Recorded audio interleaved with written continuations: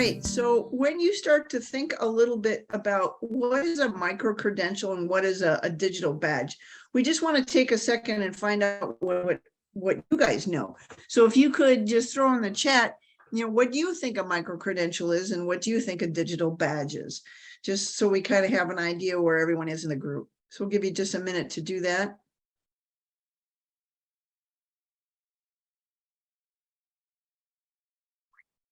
This is all new to me, thanks. Yeah, and it is new to a lot of people. Same here, great. Well, and I'm glad that you guys are here to learn about this. Micro-credentialing actually been around for quite a while. Companies like Google and Apple and others like that have actually done quite a bit of micro-credentialing and digital badging. So what it really is you're learning something a little bit more specific, not just learning too much in the area. And we really are looking to build your knowledge, not really becoming experts, okay? We're not looking for experts in the field, because when you are looking at a digital badge or a micro-credential, we're looking at something that's very small, okay? And we're gonna look at some articles that you can have to kind of take back maybe to your schools and really think about this a little bit deeper as a group. And we'll get into more of that later, but again, it's just really, it's a little thing. It's not huge. So don't think that you've got a ton to come up with. So what can this micro-credentialing do for you? Oh, that's hard to say. I love this little quote by Ben Franklin. It is micro-credentialing do for you. There you go. Wow. It's an investment in knowledge, pays the best interest. And I think that's really important for us to think about, because as someone who's been in the field of assistive technology for over 30 years, the stuff changes, you guys. Stuff always changes. What we hold in our hand 1 minute is a great assistive technology piece, and 10 minutes later, it's not supported anymore. So it's not so much about the stuff, it's more about the process. It's all about, how do we learn these things and how do we go forward? What are we knowing how to assess somebody and kind of figuring that process out? Because once you figure those things out and know what questions to ask when you're working in assistive tech, then things become a lot easier. It's not quite as difficult, because the things are going to continue to change. So we'll get there. This link down here is the link to an article. It's interesting because it is a national article, and it does reference something that's going on in the state of Wisconsin. So hopefully that kind of piques your interest a little bit too. So if you get a chance, take a look at that one.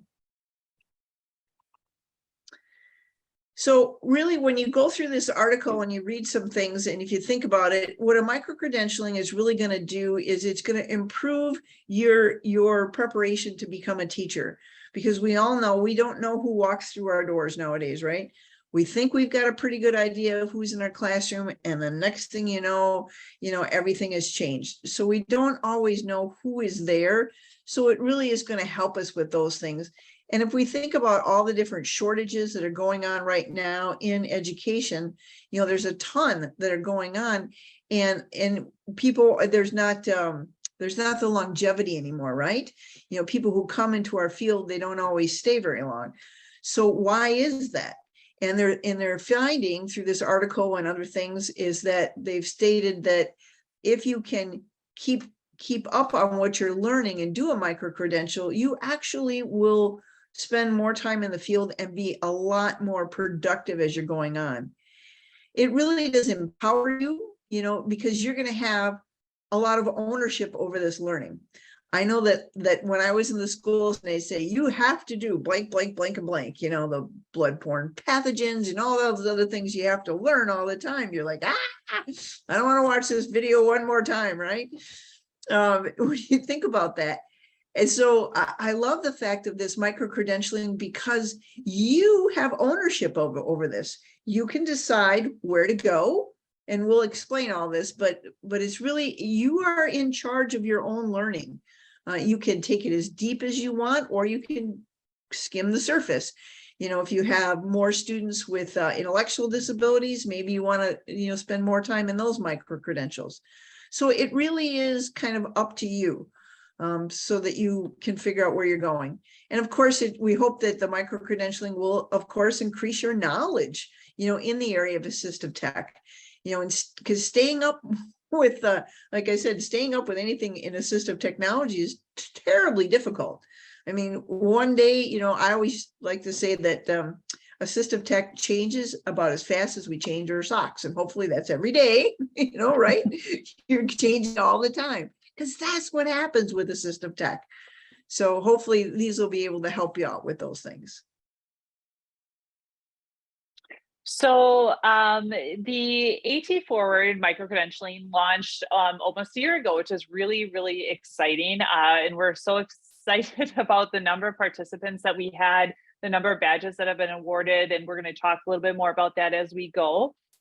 But really, it's, as Kathy was mentioning, it is a free supported learning opportunity around assistive technology.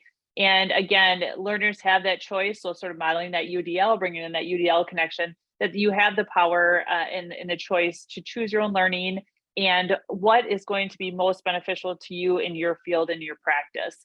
So we incorporated the assistive technology internet modules, or the ATEM modules, and there's 16 areas where you can earn your micro-credentials. And we'll go through and pull those up right now. And as you go through and you complete a micro-credential, then you are awarded that digital badge and certificate. So I'm just going to walk us through. When you click on this link, and you can also get to it by going to AT Forward's homepage.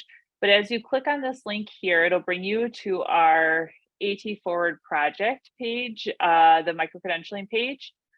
And I'm going to scroll down a little bit. And what's really nice about this website, and I want to give a shout out to Frank Devereaux. He is amazing in CISA 2, and he helped us develop this site.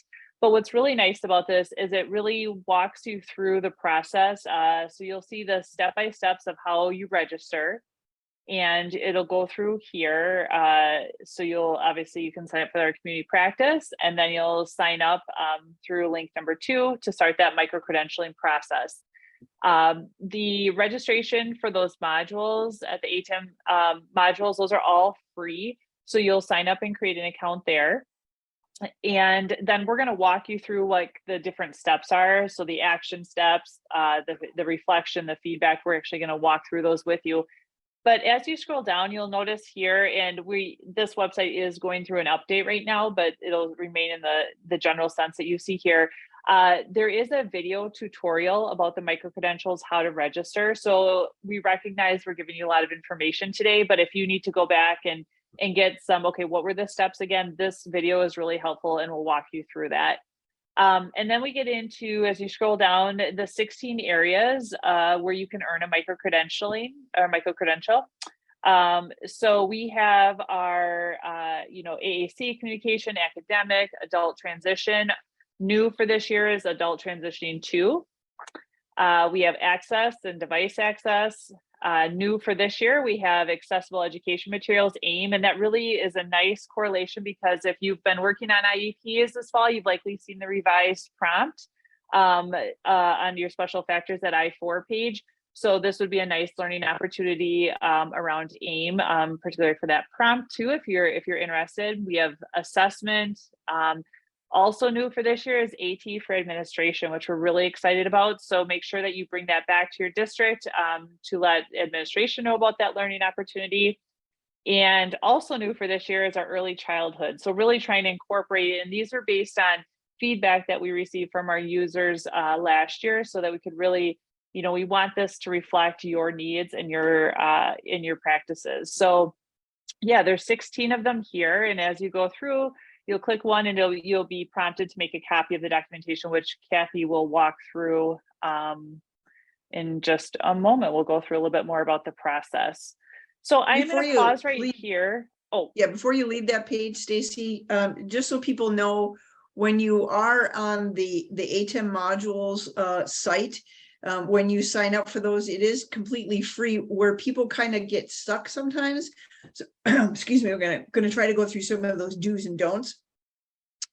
They do have a way for you to get a certificate through them, through the ATEM modules, but those are costly. Okay, there's a cost associated with that.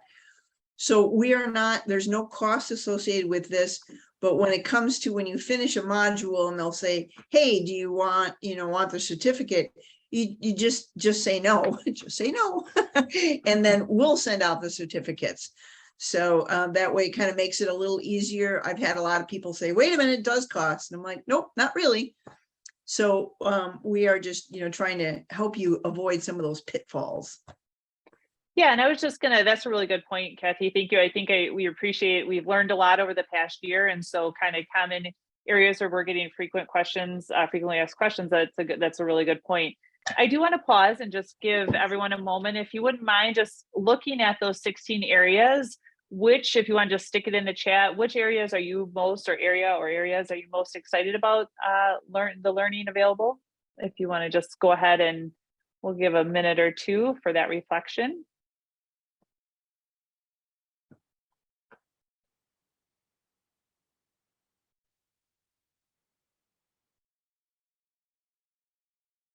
And Kathy, would you read off what you're seeing in the chat coming through? Absolutely. AAC writing. Oh, the IEP. Oh, good job. Couple for AAC and AM or AEM. Awesome. All right. Early childhood. Somebody finished the academic one and looking forward to finishing the complex needs. Yes. Good job, Sarah. Awesome. Excellent.